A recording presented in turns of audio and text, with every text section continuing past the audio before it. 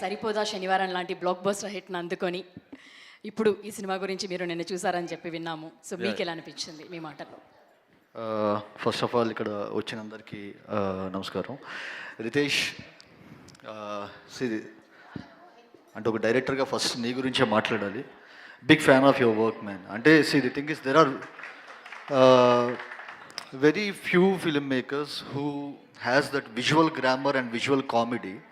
So అది నువ్వు pull off చేసిన విధానం వచ్చేసరికి నాకు మత్తు వదలరాలో సర్ప్రైజ్ అయ్యాను, నేను హ్యాపీ బర్త్డేలో సర్ప్రైజ్ అయ్యాను, దీనిలో కూడా వచ్చేసరికి surprise me again. So it's not so easy, you kept doing it again and again.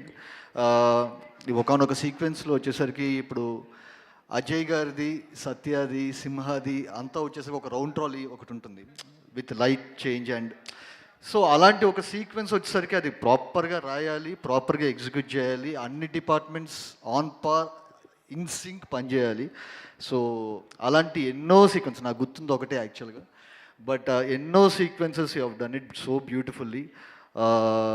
So I'm looking forward to the next one, whether it is Mathu Vadalara 3 or Mathu Vadalara 2 or so I'm looking forward and big congratulations.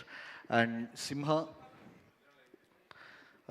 నాకు చూసినప్పుడు నాకు ఒకటి ఏమనిపించిందంటే మనకి చాలా తక్కువ relatable faces ఉంటాయి యాక్చువల్గా. So when your on screen వీడు మనలో ఒకడ్రా అని చెప్పి అనిపించే ఫేసెస్ చాలా తక్కువ ఉంటాయి యాక్చువల్గా.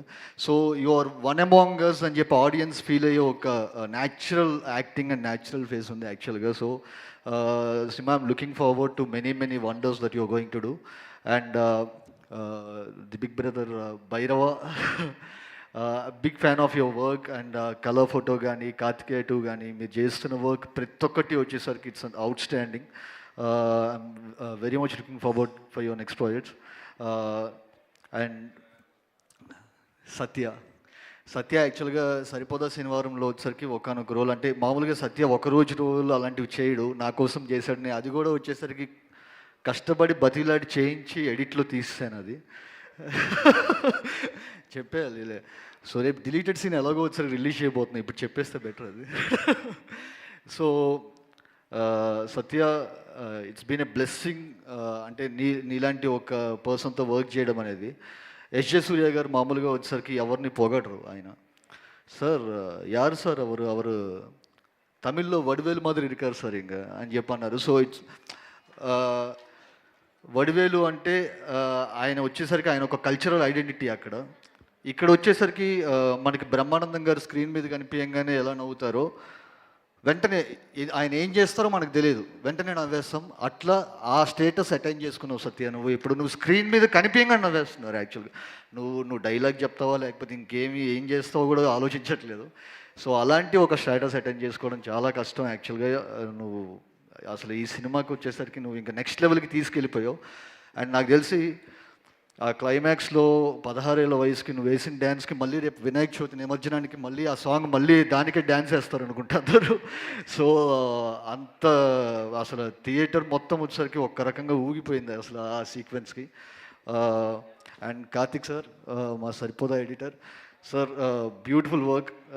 చాలా బాగుంది యాక్చువల్గా. మీరు ముందు నుంచి చెప్తూనే ఉండేవాళ్ళు ఈ సినిమా గురించి ఎలా ఉండబోతుందని చెప్పని. చాలా బాగుంది. అండ్ చెరీ గారు sir, congratulations for another block buster. And Raja and Sunil గారు, జీవన్, రోహిణి గారు సార్, మీ పేరు నాకు తెలియదు, బాజీ ఓర్నా కొడుక పేరు ఇద్దరు, వాళ్ళిద్దరూ చాలా బాగా చేశారు. So for each and every one to the whole team. And Naveen garu and Ravi garu, congratulations on another blockbuster. Thank you so much. Thank you Vivek garu, thank you so much. So Ninnu Kori Majili